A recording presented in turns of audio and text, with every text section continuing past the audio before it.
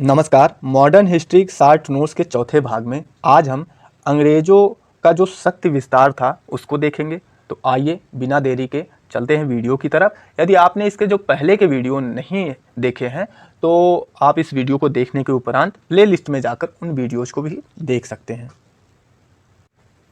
ब्रिटिशों के शक्ति विस्तार जो हुए थे उससे संबंधित जो पॉइंट हैं उनको हम देखेंगे और कौन कौन से तथ्य इम्पॉर्टेंट हैं आइए एक एक करके देखते हैं। महत्वपूर्ण संधियाँ, देखिए उस समय महत्वपूर्ण संधियाँ हुई थी और उनको देख लेते हैं कि उस शासनकाल में, ठीक है, अन्य लोगों से भी हुई थी, ब्रिटिशों से ही नहीं हुई थी। तो उसका एक ट्रिक है पुइबस पुला अभय, ठीक है। ये पुइबस पुला आप काट सकते हैं, ठीक है। पुइबस पुला भय, ऐसे याद कर लीजिए, पुइबस पुला भय। तो पुइबस पुला भय का आशय क्या है? पुरंदर की संधि, पू से ई से इलाहाबाद की संधि, ठीक है। फिर बा से बड़गांव की संधि, सा से सालबाई की संधि, पू से पूना की संधि, ठीक है, ला से लाहौर की संधि, ठीक, भय से भैरोवाल की संधि। ये आ जो है अमृतसर की संधि है, लेकिन इसका क्रम आगे पीछे थोड़ा हो गया है। तो आप ट्रिक याद करिए, पुइबस पुला भय। तो क्रम पूछता है, बहुत पूछता है, सिविल जैसे एग्जामों में टीजीटी, पीजीटी, एलटी, जीआरसी, और अब तो आजकल वनडे एग्जामों में पूछने लगा है। तो ये देखिएगा। अब देख लेते हैं कि कौन सी संधि कब हुई, ठीक है, और किसके किसके बीच में हुई, इसको हम लोग देख लेते हैं। जैसे पुरंदर की संधि, पुरंदर की जो संधि थी ये कब? 1665 में हुई। और किसके किसके बीच में हुई? छत्रपति शिवाजी और जयसिंह के बीच में हुई थी। तो किसके किसके बीच में हुई? छत्रपति शिवाजी और जयसिंह के बीच में हुई, जिसमें से छत्रपति शिवाजी को 12 किले मिले थे और जयसिंह को 23 किले देने पड़े। शिवाजी ने जयसिंह को 23 किले दिए और स्वयं के पास सिर्फ 12 किले ही रखे। तो पुरंदर की संधि किसके बीच में? छत्रपति शिवाजी और जयसिंह के बीच में हुई थी। कब हुई थी? 1665 में। इलाहाबाद की संधि कब हुआ? 1765 में। और आपको पता होगा कि इलाहाबाद की 2 संधियाँ हुई थी, एक 12 अगस्त, एक 16 अगस्त को, ठीक है। और इसके पहले के जो वीडियो हैं उनमें मैंने बताया है कि कौन संधि कब हुई थी, कैसे हुई थी। तो इलाहाबाद की संधि हुई थी जिससे अंग्रेजों को मतलब बिहार, बंगाल, उड़ीसा, इन सब क्षेत्रों पर कर लेने का अधिकार प्राप्त हो गया था, ठीक है। बड़गांव की संधि देखेंगे कब हुआ था? 1779 में हुआ था और मराठों की विजय हुई थी इसमें, और मराठों और अंग्रेजों के बीच में हुआ था जिसमें मराठों की विजय हुई थी। उसके बाद सालबाई की संधि 1782 में हुई थी और मराठा संघ और अंग्रेज जो ब्रिटिश ईस्ट इंडिया कंपनी थी उसके बीच में हुआ था। कौन? सालबाई की संधि हुई थी, ठीक है। और उसके बाद देख लेते हैं अगली संधि है पूना की संधि। पूना की संधि जो थी वो किसके किसके बीच में हुई थी? 1817 में हुई थी पूना की संधि। बाजीराव द्वितीय और अंग्रेजों के मध्य ये हुई थी पूना की संधि। और इसके अंतर्गत क्या हुआ था कि नर्मदा के उत्तर एवं तुंगभद्रा के दक्षिण में अंग्रेजों का अधिकार हो गया था, कि जो नर्मदा का उत्तरी क्षेत्र था और तुंगभद्रा का जो दक्षिणी क्षेत्र था इस पे अंग्रेजों का अधिकार हो गया। किस संधि से? पूना की संधि से। लाहौर की संधि क्या है? लाहौर की संधि 1846 में हुई। किसके? सिखों और अंग्रेज के बीच में हुआ, जिससे अंग्रेज को जालंधर का दोआब क्षेत्र और जम्मू कश्मीर का क्षेत्र मिल गया, ठीक है। जो लाहौर की संधि हुई थी 1846 में सिखों और अंग्रेजों के बीच में हुई थी, इससे क्या हुआ अंग्रेजों को कि जालंधर का क्षेत्र और का दोआब क्षेत्र और जम्मू कश्मीर का क्षेत्र मिल गया। इसके बाद देख लेते हैं हम लोग 1809 में, क्रम मुझे पहले रखना चाहिए था लेकिन बाद में रखा, तो आप इसको सही कर लीजिएगा। क्रम की बात कर रहा हूँ। अब 1809 में ये हुआ था किसके किसके बीच में? महाराणा रणजीत सिंह और ब्रिटिश कंपनी के बीच में ये संधि हुई थी, अमृतसर की संधि। डेट पूछता है बहुत, कब हुआ था? 1809 में हुआ था। इसके बाद देख लेते हैं भैरोवाल की संधि कब हुई थी? 1846 में भैरोवाल की संधि हुई थी। अगला पॉइंट देखेंगे हम लोग। अगला पॉइंट ये है कि 1 नवंबर 1858 को महारानी का घोषणा पत्र इलाहाबाद में लॉर्ड कैनिंग ने सुनाया था। जो महारानी विक्टोरिया थी उनका घोषणा पत्र था भारतीयों के संदर्भ में, उसको किसने सुनाया था? तो लॉर्ड कैनिंग ने सुनाया था। कहाँ पर? इलाहाबाद में। तथाकथित कुशासन के आधार पर विलय बेंटिंग ने मैसूर राज्य के प्रशासन को ले लिया था। मतलब कुशासन के आधार पर विलय कर लिया था। विलियम बेंटिंग ने मैसूर राज्य के प्रशासन को ले लिया था। तो किसके आधार पर? तथाकथित। और किसको? मैसूर को। अगला पॉइंट है अंग्रेजों द्वारा भारत में शुरू किया गया पहला मुख्य व्यापार नील का था। वैसे अंग्रेजों ने और व्यापार किए थे, लेकिन उनका पहला जो मुख्य व्यापार था वो किस चीज़ का था? नील का था। अगला पॉइंट ये है कि बक्सर का युद्ध सबसे अधिक निर्णायक युद्ध था, जिसने अंग्रेजों का भारत में प्रभुत्व स्थापित कर दिया। तो प्लासी के युद्ध से नींव पड़ी थी और बक्सर के युद्ध में क्या हुआ कि अंग्रेजों का प्रभुत्व स्थापित हो गया था। ठीक है, प्लासी के युद्ध के बाद भारत के लिए शाश्वत दुख की काली रात का आरंभ हुआ। ये किसने कहा था? नवीन चंद्र सेन ने। ये कथन बहुत पूछता है कि प्लासी के युद्ध के बाद भारत के लिए शाश्वत दुख की काली रात का आरंभ हुआ। वारेन हेस्टिंग ने सुरक्षा प्रकोष्ठ, मतलब जिसे रिंग फेंस पॉलिसी कहते हैं, उसको अपनाया था। किसने? वारेन हेस्टिंग ने।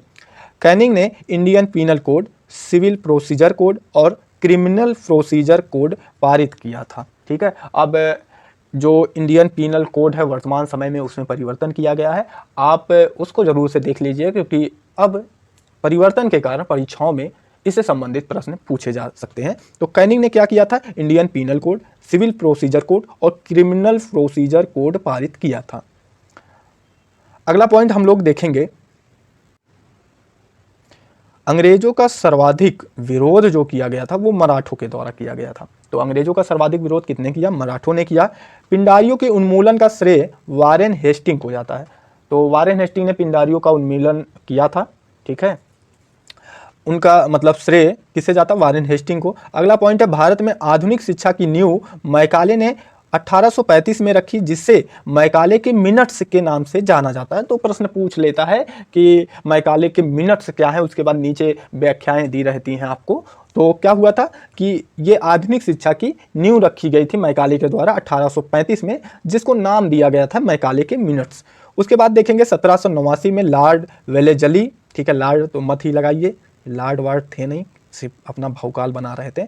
तो 1789 में वेलेजली द्वारा प्रस्तावित सहायक संधि को स्वीकार करने वाला पहला भारतीय शासक हैदराबाद का निजाम था। तो जो वेलेजली द्वारा प्रस्तावित सहायक संधि था उसको स्वीकार करने वाला पहला शासक कौन था? हैदराबाद का निजाम। ठीक, उसके बाद देखेंगे राज्य हड़प नीति, जिसे जब्ती सिद्धांत भी कहा जाता है। ठीक है, डॉक्ट्रिन ऑफ लैप्स, ये डलहौजी ने अपनाया था। और झांसी, नागपुर, सतारा, ये राज्य हड़प नीति या मतलब राज्य क्षय नीति या जिसे जब्ती सिद्धांत कहते हैं, उसके तहत आने वाले मतलब जो क्षेत्र थे, कौन? झांसी, नागपुर, सतारा। ये क्रम भी है, झांसी, नागपुर, सतारा। और किसने लाया था राज्य हड़प नीति? तो डलहौजी ने लाया था। ठीक है, सुगौली की संधि 1816 में ईस्ट इंडिया कंपनी और नेपाल के बीच में हुआ था। बहुत पूछता है कि किसके किसके बीच में हुआ था सुगौली की संधि? तो ईस्ट इंडिया कंपनी और नेपाल के बीच में हुआ था। कब हुआ था? 1816 में हुआ था।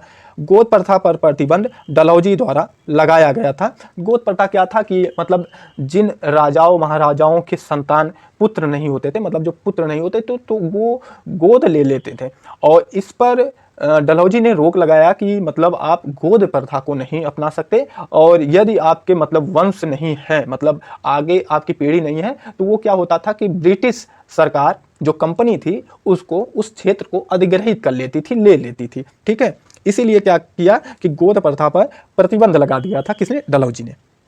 अब देखेंगे आंग्ल मैसूर युद्ध। ठीक है, ये सब अंग्रेजों के जो विस्तारवादी नीति है उसके भाग हैं। ठीक है, कि किस प्रकार से अंग्रेजों ने विस्तार किया भारत में। ठीक है, आंग्ल मैसूर युद्ध। अब आंग्ल मैसूर युद्ध जितने भी हुए थे उनको देख लेते हैं। प्रथम आंग्ल मैसूर युद्ध।